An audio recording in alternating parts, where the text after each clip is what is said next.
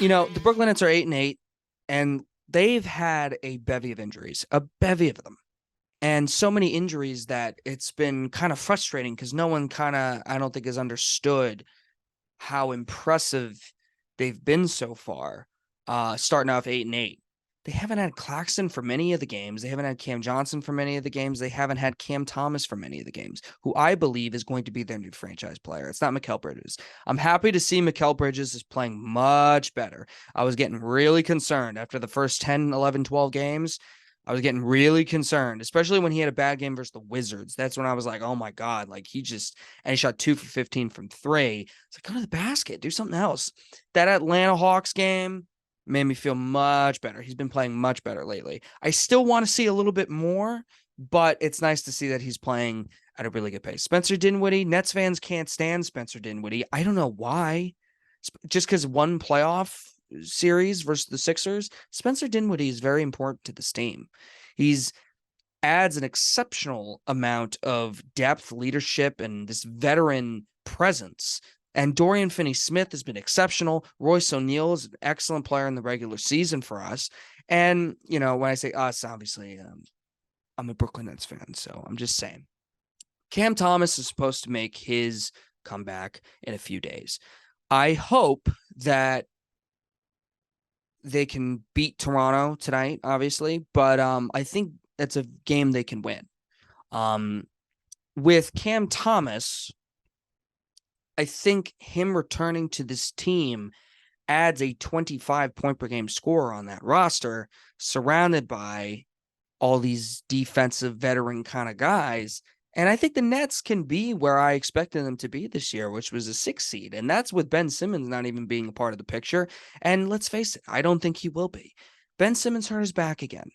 I'm done with him. Done. Even when he's played this year, he's been at best. He looks better than last year. He hasn't necessarily been better than last year.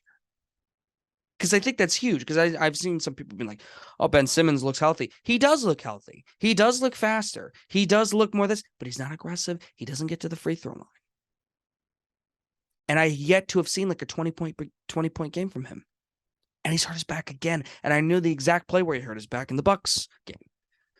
So as far as the Nets go, this team plays like a team. Lonnie Walker plays like a team. And I think I'm probably talking about them a little bit more in praise compared to like the Knicks, because the Knicks are 9-7, and the expectations for the Knicks going into this year, for some people, I think were a little bit more than was to be expected. I think the Knicks are exactly what they are. They're a playoff team that can win round one. But a lot of people had the Nets winning 30 games this year. And I just needed to say that through all these injuries and a pretty brutal schedule, facing the Celtics twice, facing the Bucks, like they've had a really rough schedule, and they're about to go on a road trip after the Charlotte Hornets game. That's going to be really tough, where they play Phoenix, Denver, and all these guys, and Golden State. And I think it's important to acknowledge that even with a really tough schedule so far, the team is 8-8. They haven't had Claxton for so long, very valuable player. Cam Thomas hasn't played in so long. He's a 25 point per game scorer. And I think it proves to the depth of Sean Marks's group. Putting in Lonnie Walker, putting in, I haven't been a fan of Dennis Smith Jr., but sometimes he shows some things, right? Guys go down. Trenton Watford has become a fan favorite for this team. I've had an exceptional, I've had so much fun watching this Nets team this year. No drama, no BS. And they're going out and they're giving it all out. And they have all their draft picks from Phoenix going forward. If I'm Sean Marks, I'm not trading them. I'm just not. I think those Suns picks are gold. I really do.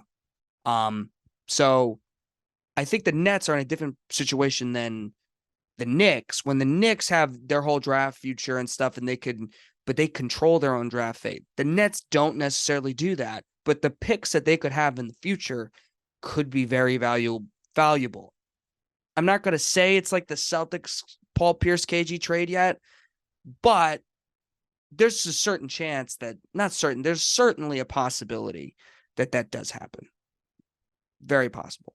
So I'm cool as a Nets fan, just going in, having these 40 plus win seasons, maybe enticing another really good player to come over, join that gang of role players. Cause they're very similar to the Knicks in a way of like, they have all these guys that are really good, but they're missing that superstar. They're missing that really good player. Although Cam Thomas, I think, has a ceiling to where he could be an all-star scorer. I think he could do that. I think Mikal Bridges has the opportunity to be kind of like the third best player on a championship team in regards to scoring ability and defense. Chris Middleton type, if you were. I think something like that. And I think Claxton is just as good as Mitchell Robinson. I just think they're at the same level. I think Claxton's just different. And the way he can guard people on the perimeter, I think is a skill that no center really has today. I think that's something that makes him unique.